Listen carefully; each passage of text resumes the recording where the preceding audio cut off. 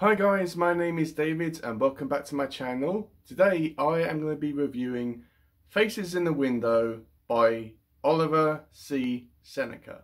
Oliver reached out to me a while ago asking me if I wanted to read and review his book, and I said yeah, sure, I wouldn't mind reading it. Pretty sure I didn't know what it was about. I think I might have known that it was horror, but I had no idea what the story was about. But this book was extremely fun to read. It's not overly gory and bloody. It's more of a character-driven story than anything else. And I like the characters. I really cared about the characters. And that's something that's really unique in a horror novel, for you to actually care about the characters. And yeah, this was just an overall pleasure for me to read, and I had a lot of fun reading this book. So before I get into my video, let's just go straight over to Oliver now, where he'll just be discussing his book in general. Hi guys, my name is Oliver C. Seneca and I am the author of Faces in a Window, a little paranormal horror story about a haunted Catholic school. I want to first off thank Mr. David Walton for having me on his channel and giving me this opportunity to have my book reviewed and to get some honest feedback on his YouTube show here. If you'd like to check out my book, it's available on Amazon. You can also check out olivercseneca.com, where it has my novels, my short fiction, and some poetry. Some of it's horror, some of it's not so horror. I've got some fantastical, romantical stuff on there as well. So you can check that out if you'd like to see more of my work. And again, I want to thank David for all that he does for authors and artists and putting their work out there on the internet for all to enjoy. I am looking forward to see what he thinks about my story, Faces in a Window. Will he hate it? Will he love it? Will he fall somewhere in between? I guess there's only one way to find out. David, I'm sending it over to you. Thanks, Oliver. And if you want to contact him, I will have a bunch of contact information, as always, down below in the description. So please feel free to contact him and reach out to him. He does have a YouTube channel, which I will have linked down there as well. So please check him out. Also, before I forget, this book is on Kindle and you can get a physical copy of it in paperback.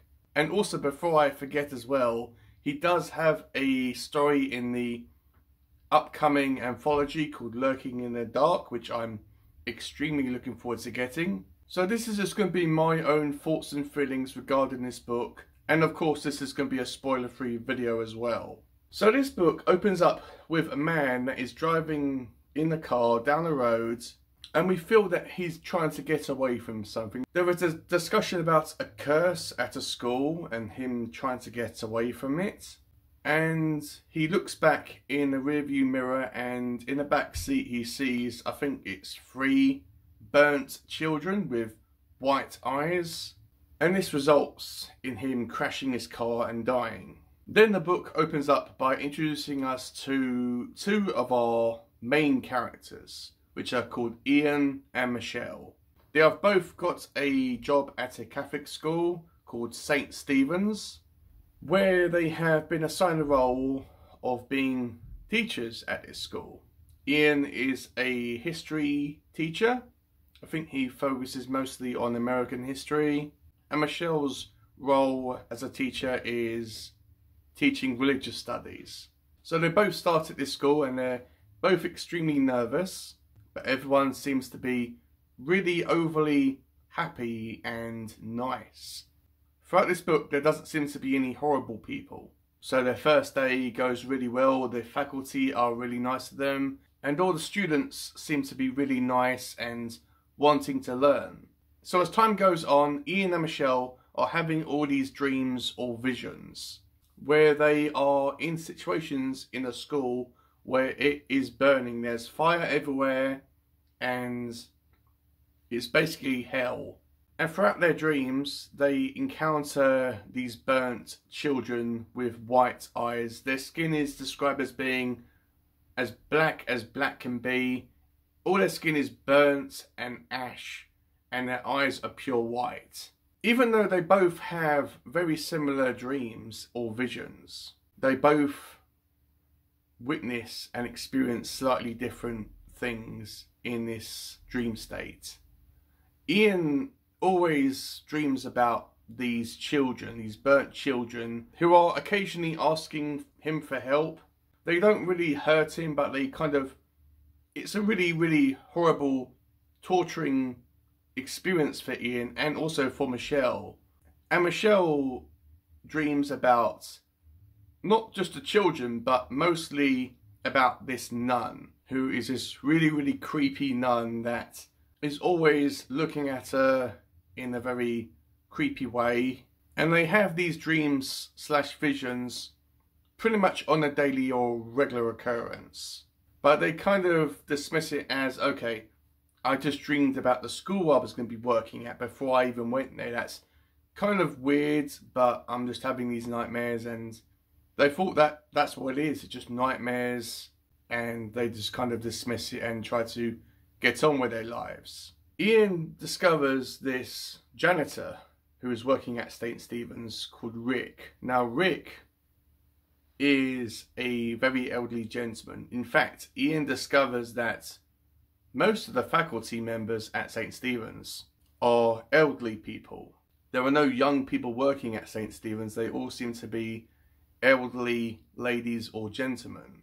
And Rick has been the janitor at this school for many, many, many years. We even find out that he was a student at St. Stephen's. He tells Ian something very, very disturbing about this school and about this job and about his role at this school. That there is a curse at this school, that anyone that works there, any faculty, no matter what your job is, you cannot leave. You cannot ever leave. And if you do, you will die. I won't exactly go in the ins and outs about why this is, but I will say that the children and this nun have clearly got a big part in this whole curse. All I will say is that something in the school's past, an event that tragically happened in the school's past, happened to these children, and the reason why no staff members can leave is that these children want these staff members to stay at the school and basically take care of the existing students studying at that school, to show their kind of commitment and dedication to the students and also their care towards their well-being. And even if someone has a kind of doubt in their mind, they have all these nightmares that kind of, like indicate to them that something will happen if they decide to leave. So this obviously distresses Ian, but he doesn't really know how to tell Michelle. Now at this time, him and Michelle have been friends and they've gotten really close. Ian is clearly very, very attracted towards Michelle. We find out that Michelle is a very, very sweet individual as well, but she has had all this bad experience with men in the past. But as time goes on, they start going on dates and they don't really know how to tell each other about these dreams. At this point, Ian knows about the secret about the curse at the school, but Michelle doesn't. And they don't know how to tell each other about these dreams, as they kind of want to, I think they want to kind of protect themselves. But ultimately, they do tell each other, and they go on this investigation about trying to search up the history about this school, whether it's online on the internet or whether it's in the library or wherever. They have trouble finding any indication about this event that happened in this school's past.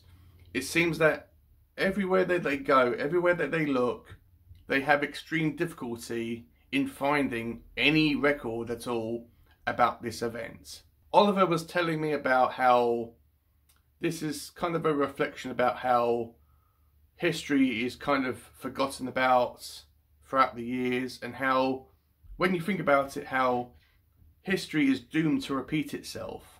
So as I was saying at the beginning, everyone in this book is overly nice. All the parents, all the adults, faculty and students are all nice. There's not a Henry Bowers character in this. There's no school bullies. There are no grumpy old men or anybody that's trying to, you know, rock the boat. And Oliver was telling me about how this is because everyone at this school knows about this curse in some shape or form, and they know basically that Ian and Michelle and all the faculty are doomed for eternity or for as long as they're alive. So they might as well put up with it and make their lives as comfortable and as nice as they can. And the book is just about Ian and Michelle and Rick to a certain extent, you know, trying to uncover the mystery behind about this event and with these kids and about this nun, and trying to figure out if there's a way out of this curse, if there's a way to break it, if there's a way to even find out about what actually happened. And some of this stuff is answered, and some of this stuff is kind of left to the reader's imagination. This isn't a very, very violent book. This isn't a scary book. The focus isn't on the children or the nun. Think about Pennywise in Stephen King's It. Pennywise, this danger, this entity that brings our characters together, is lurking in the background, and he repeatedly shows himself throughout the whole story. But the focus is on the characters themselves. That is the best way that I can describe this book. The death count in this book is very low. There isn't much blood, gore and violence in this book. The dream sequences and visions are kind of like the Nightmare on Elm Street series. And yes, they can bring stuff out of their dreams into the real world. And there is also a kind of Final Destination, you know, the movie Final Destination feel about this book. Like, can you escape death? Can you cheat this curse? Can you outrun what's supposed to happen to you if and when you do leave this school and this environment? And if you do choose to read this book, which I highly recommend that you do, especially during this Halloween period that we are soon going to be in, then it's a really creepy book. It's not a overly scary book. It's a more creepy book that's really atmospheric with great characters, and the environments are more or less in the school itself.